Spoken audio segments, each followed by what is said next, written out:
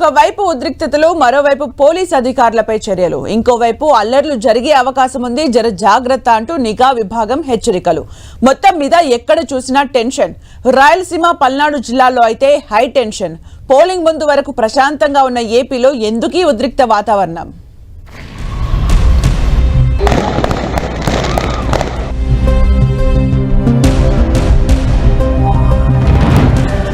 ఏపీలో pole tension ఇప్పట్లో సద్దుమణిగే ఛాయలు కనిపించడం లేదు.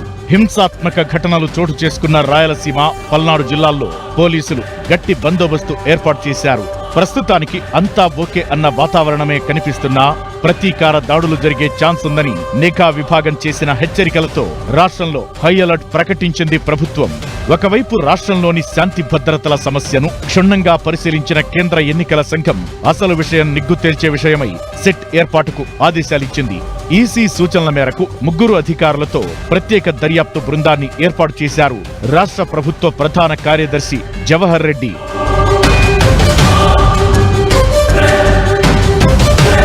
ఈ నెల 13న పోలింగ్ ముగిసిన వెంటనే పల్నాడులోని మాచర్ల, గురజాల, నరసరావుపేట, రాయలసీమలోని చంద్రగిరి, తాడిపత్రి, జమ్మలమడుగు నియోజకవర్గాల్లో ఉద్రిక్త పరిస్థితులు తలెత్తాయి.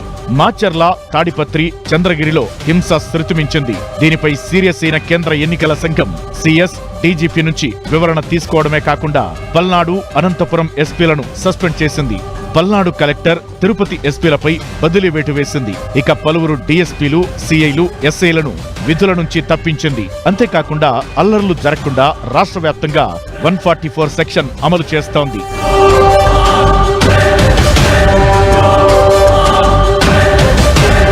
ఈ పరిస్థితుల్లో కౌంటింగ్ అనంతరం కూడా ప్రతీకార దాడులు జరగొచ్చని నిఘా విభాగం హెచ్చరించడంతో హై అలర్ట్ ప్రకటించింది కేంద్రం. ప్రస్తుతం హింసాత్మక ఘటనలు జరిగిన ప్రాంతాలతో పాటు సమస్యాత్మక నియోజకవర్గాలు, ప్రాంతాలపై ప్రత్యేక నిఘా వేయాలని రాష్ట్ర పోలీసు యంత్రాంగాన్ని అప్రమత్తం చేసింది నిఘా విభాగం. దీంతో 25 కంపెనీల కేంద్ర బలగాలను జూన్ 19 వరకు రాష్ట్రంలోనే ఉంచాలని కేంద్ర ఎన్నికల కమిషన్ను కోరారు రాష్ట్ర అధికారులు.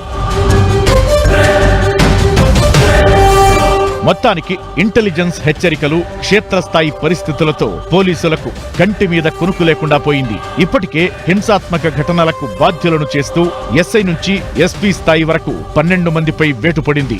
ఈ ఘటనపై దర్యాప్తు చేయనున్న సెట్ ఇంకెందరిని దోషులుగా తేల్చుతుందోనన్న టెన్షన్ పోలీసులకు పట్టుకుంది. ఈ పరిస్థితుల్లో రాష్ట్రంలో మళ్లీ సాధారణ పరిస్థితులు ఎప్పుడు ఏర్పడతాయనేది అంతు చిక్కడం లేదు.